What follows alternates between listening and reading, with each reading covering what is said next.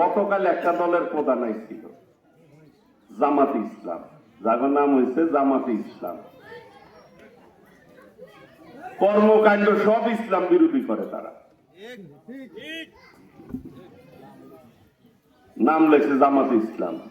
মৌলানা আব্দুল হামিদ খান ভাসানী বলতেন যে নীল নদের পানি যেরকম নীল না, জামাত ইসলাম ইসলাম না, এটাকে ইসলাম বলা যায় না। আগামী দিনে আমাদের এই দেশটা তো সবাইকে নিয়ে গড়ে তুলতে হবে, তাই না?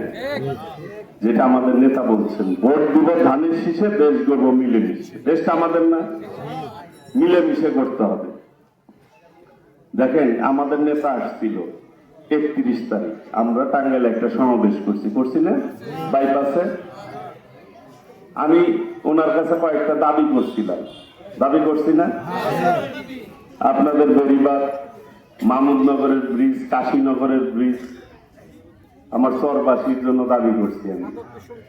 সাদর বিশ্ববিদ্যালয় কলেজ যে পূর্ণাঙ্গ বিশ্ববিদ্যালয় করা, টাঙ্গাইলকে সিটি কর্পোরেশন করা, এই টাঙ্গাইলের মানুষের স্বাস্থ্য সেবা নিশ্চিত করার জন্য আধুনিক একটা হসপিটালের দাবি করছি আমি। এরপর একটা ইকোনমিক্যাল জোনের দাবি করছি আমি। সবসময় কই না যে টাঙ্গাইলের এই সদরের একজন লোক যাতে বেকার না থাকে, সেইভাবে আমি কাজ করি। তাহলে অনেকে প্রশ্ন করতে পারেন, সে এত তাড়াতাড়ি কেমনি করে সবারই চাকরি দিব? আচ্ছা ভাই, ইকোনমিক্যাল জোন যদি আমি একটা করতে পারি, 1.5 থেকে 2 লাখ লোক চাকরি করবো, তার অর্ধেক লোক তো সদরের চাকরি পাবো নাকি? হ্যাঁ, নাকি বাইরে থেকে যদি 1 লাখও পায়, সদরের লোকরা তো 1 লাখ পাবো নাকি?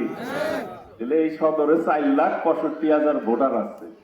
1 লাখ লোকের চাকরি হইলে ঘরে যে বাদ থাকবে? আল্লাহর রহমত থাকবে না। এরপরে আমি এই চর অঞ্চলের একটা পর্যটন কেন্দ্রের কথা বলছি ওনার কাছে, যে একটা এই চর এলাকায় বেড়িবাঁধটা হইলে সুন্দর করে একটা পর্যটন কেন্দ্র করে দিব আমরা ইনশাল্লাহ। তাহলে ওইখানেও তো কিন্তু 20-25,000 লোক কাজ করবো, এর মধ্যে 15,000 এই চর এলাকার লোকের কাজ করবো নাকি? চরের মানুষের আর চিরাং যেমন লাগবো না, কক্সেস বাজার যেমন লাগবো না, ওই জায়গার লোক টাঙ্গাইলে আশা করি।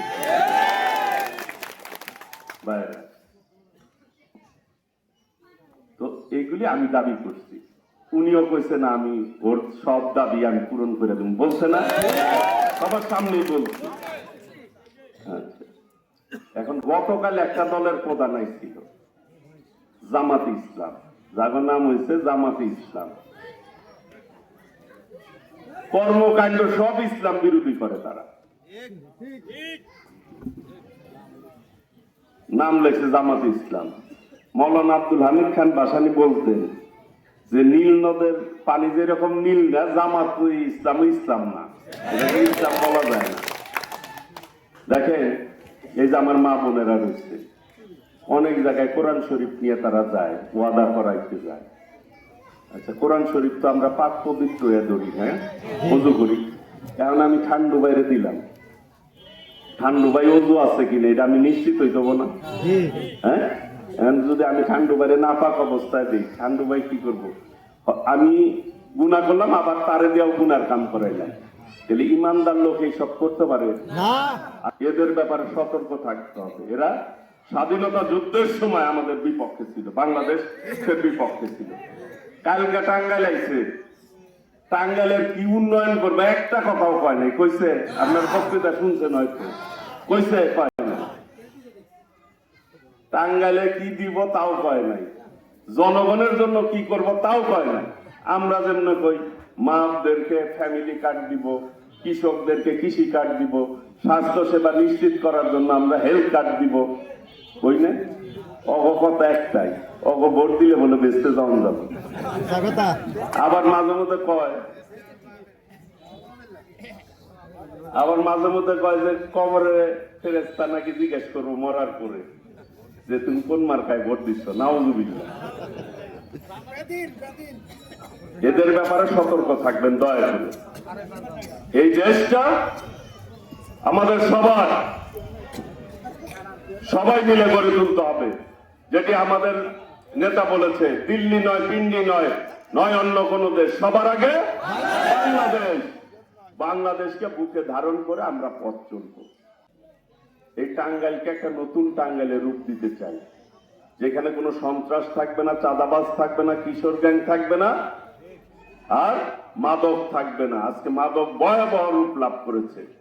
এই মাদককে আজকে আমাদের কি যুব সমাজকে ধ্বংস করে দিচ্ছে। এর ব্যাপারেও আমরা পদক্ষেপ নেব। একটি নিরাপদ টাঙ্গাইল গড়ে তুলবো ইনশাল্লাহ, আপনাদের সবাইকে নিয়ে। প্রিয় ভাইয়েরা, আমি যে মার্কায় দাঁড়াইছি, আমি কি ব্যক্তিগত মার্কায় দাঁড়াইছি ভাই? এটা আমার নিজের মার্কা। এটা কার মার্কা? শহীদ জিয়ার মার্কা, দেশ নেত্রী বেগম খালেদা জিয়ার মার্কা, দেশ নায়ক তারেক রহমানের মার্কা।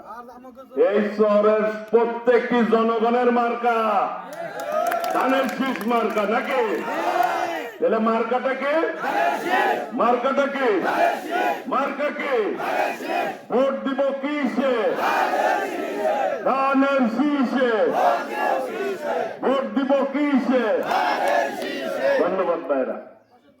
রাজনৈতিক দল হিসাবে আর যারা আছে তাকে কি রাজনৈতিক দল বলা যায়? একটা দল তো কইলামই ভাই।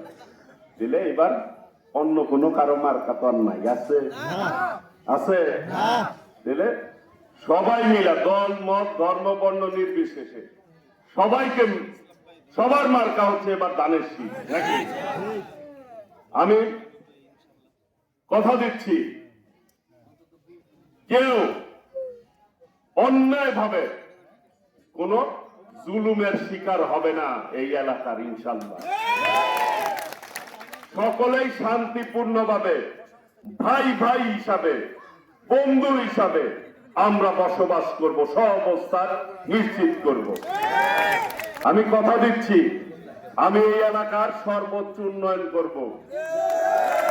আগামী 5 বছর পরে যদি কেউ তালিকা করে, যাতে করে এই সদর 1 নম্বরে হয়, ওইভাবে কাজ করবে ইনশাল্লাহ।